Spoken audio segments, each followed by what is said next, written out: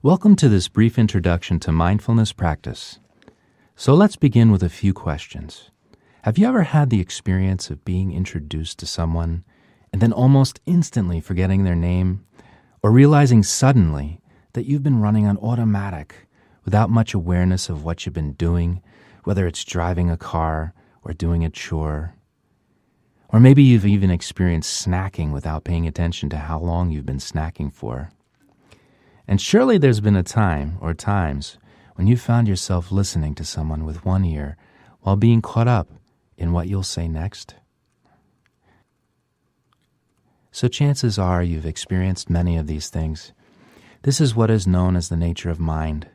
Funny, scary, mysterious. Our busy minds are worth understanding better.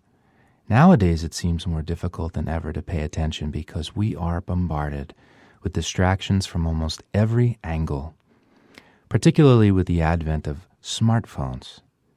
Life also seems to be accelerated, passing us by, moment by precious moment, because we are, you might say, somewhere else, a future or a past that doesn't actually exist. But don't fret, there's hope for getting back in touch with life as it unfolds.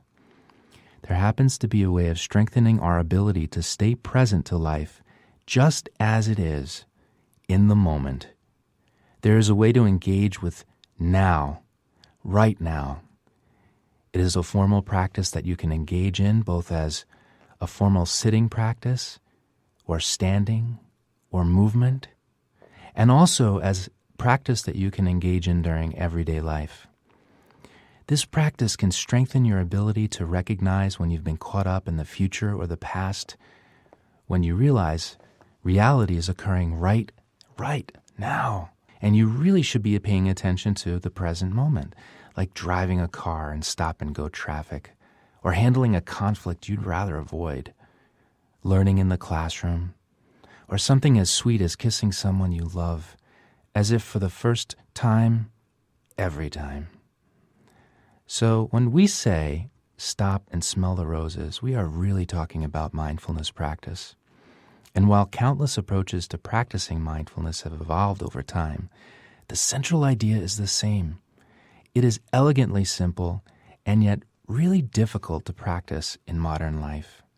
In fact, the idea of mindfulness practice, whether you call it focusing, attention, or presencing, is deeply rooted in almost all of the world's religions and is applicable to every experience we encounter in our everyday walking and waking lives.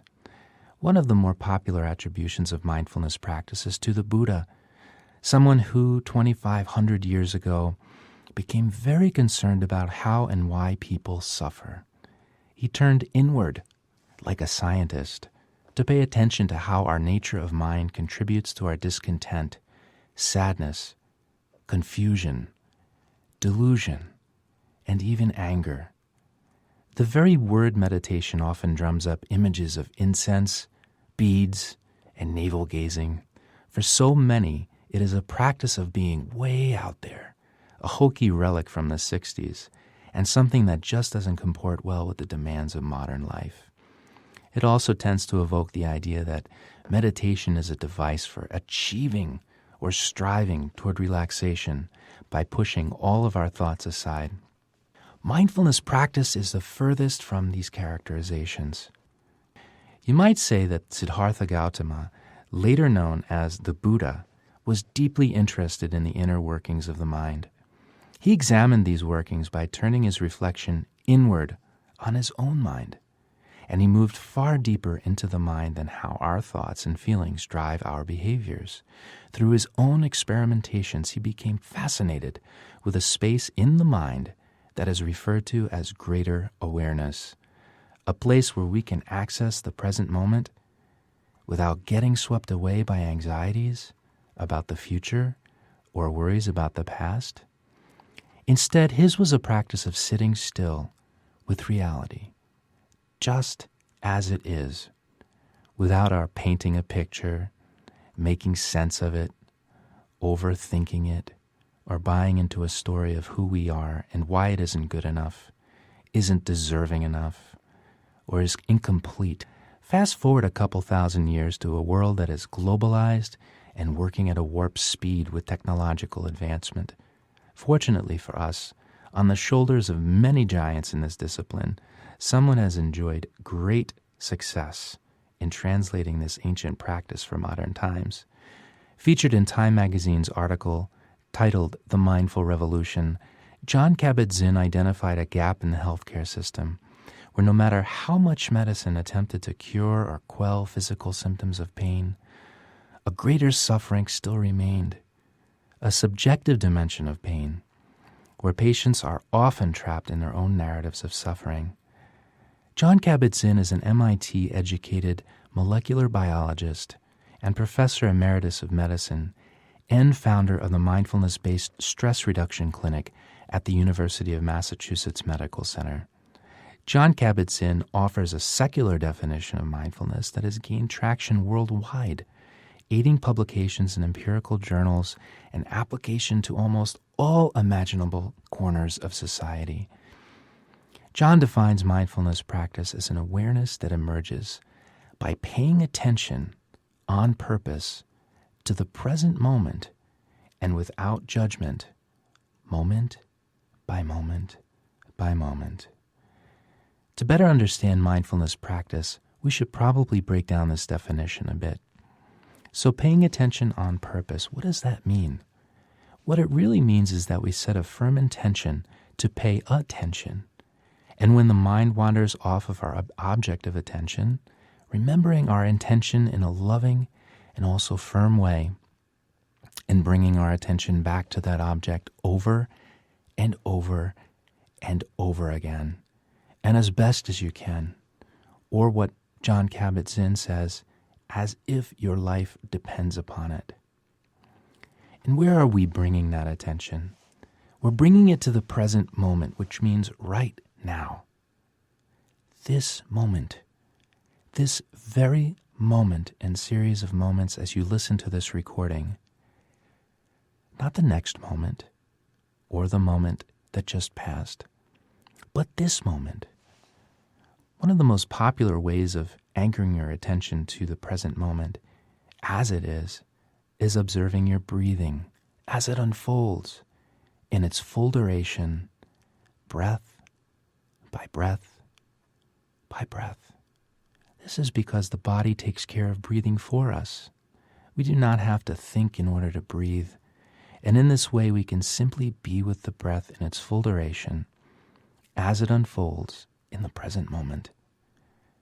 There are many other ways of paying attention on purpose to the present moment, and mainly these ways are paying attention to the sensations in the body as they unfold, such as what the body hears, feels, smells, tastes, and even the sense of the body as a whole and the space it takes up as you sit still, as you walk, or make other movements one might do in yoga or Tai Chi.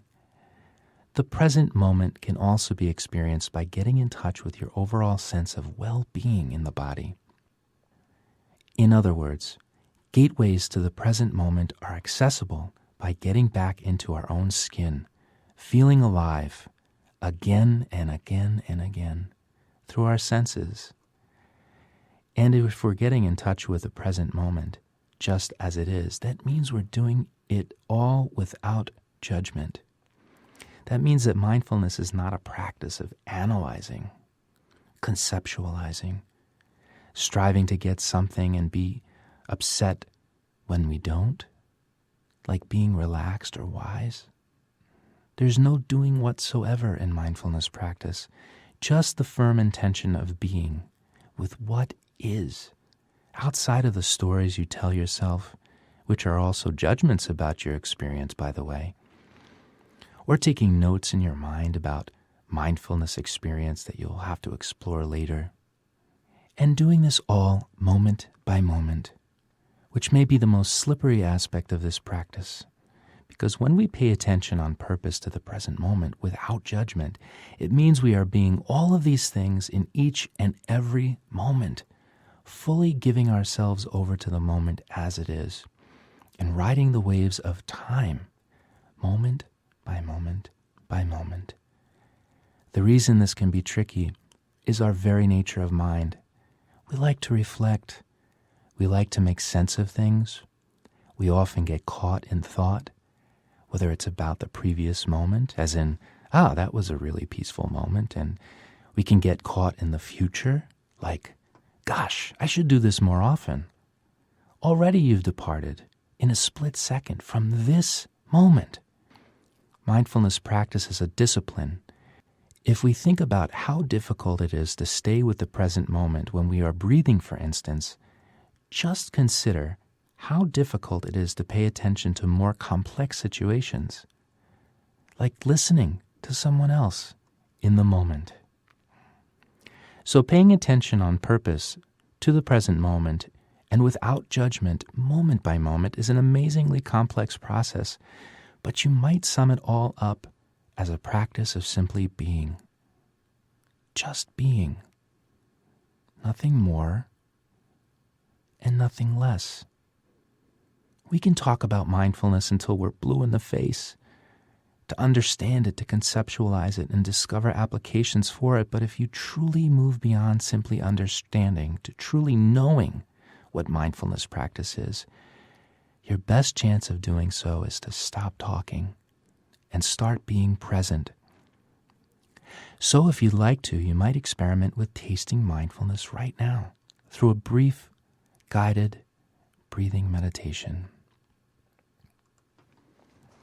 So, establishing yourself in an upright and dignified seated position if you care to, you might begin by slowly allowing your eyes to close gently, relaxing the eyes so that the lids rest comfortably upon each other, and just allowing your attention to firmly, and maybe even with a sense of gratitude, include the full duration of your breath.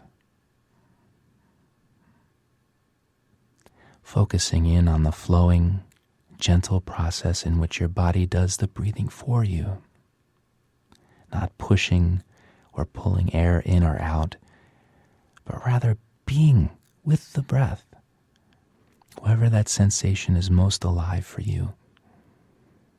It could be in the belly, or the chest, or the nostrils, and without thinking or analyzing, just flowing with your breath as it unfolds in every moment, moment by moment by moment. Just this breath. Just this moment.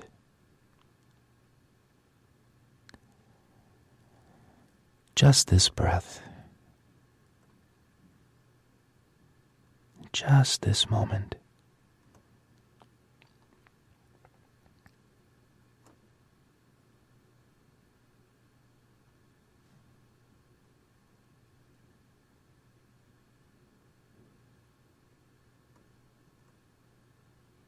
Now it's only been about 15 seconds of silence, but your mind may have wandered 100 different times.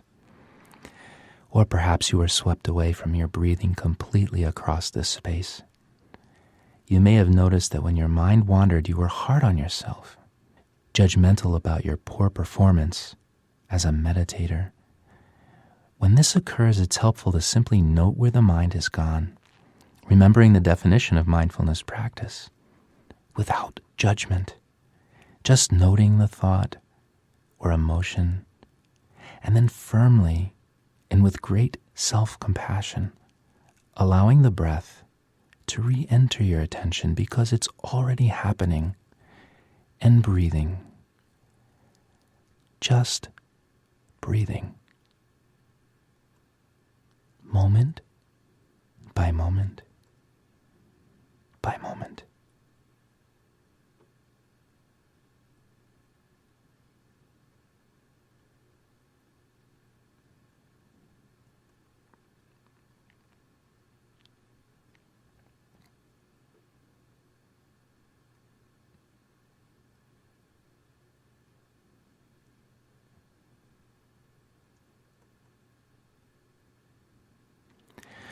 While we focus in on being with or knowing the breath, we might recognize how mindfulness practice is also a way of cultivating our ability to observe our thoughts, our assumptions, and our attachments in greater awareness, as if we're watching them enter and even consume our minds, and then allowing them to leave our minds, letting go, much like watching lotus petals floating downstream.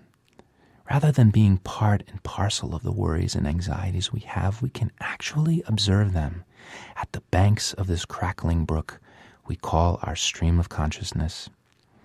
And when we do, we are better capable of liberating ourselves from suffering and transforming our understanding of who we are and how we are connected, or one we are, with others who suffer just the same. We often refer to this process as compassion. And through this compassion, returning firmly and with gratitude to breathing in the moment, just sitting, just breathing, just this. So if you buy into everything you've heard and experienced so far, you might agree that our thoughts come and they go, but they don't stay the same, and in all reality do not define us. Rather, they take place in a greater space we call awareness, where we're actually capable of being an observer, not the thought. Through this practice, we become increasingly capable of recognizing the nature of mind in everyday life, how not being in the present moment can rob us of true happiness, love, and compassion, and how it can even produce great danger to us, physically, emotionally, and spiritually. There's a very interesting paradox with mindfulness practice. Even though through the practice we are not trying to be relaxed or transform ourselves, these are studied to be really interesting fringe benefits, so to speak. Again, there's no trying to do anything or striving in mindfulness practice, other than setting a gentle and firm intention to simply be. Yet it's still worth talking about what the benefits of mindfulness practice are. Regular mindfulness practice is shown to reduce anxiety, stress, and depression. It's also shown to improve your ability to make better decisions, be more productive, and run more efficiently during the day, even taking on different people's perspectives in an open-minded fashion. Mindfulness practice is even shown to spark creative resources. Through mindfulness practice, we are able to let go of our most ardent habits of mind. It allows us to witness incredible insights about the world around us.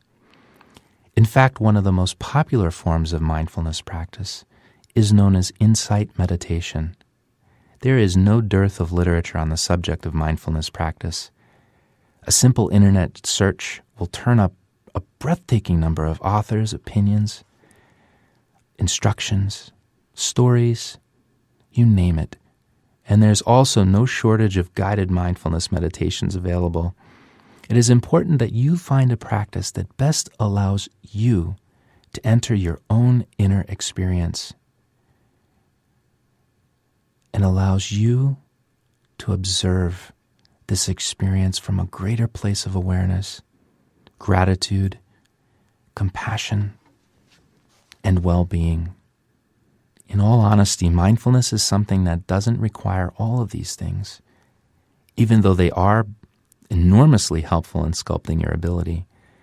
It only takes one conscious, deep breath to be in the moment, even if temporarily in your busy life. Just breathing, just being is your birthright. And there is no better time than right now.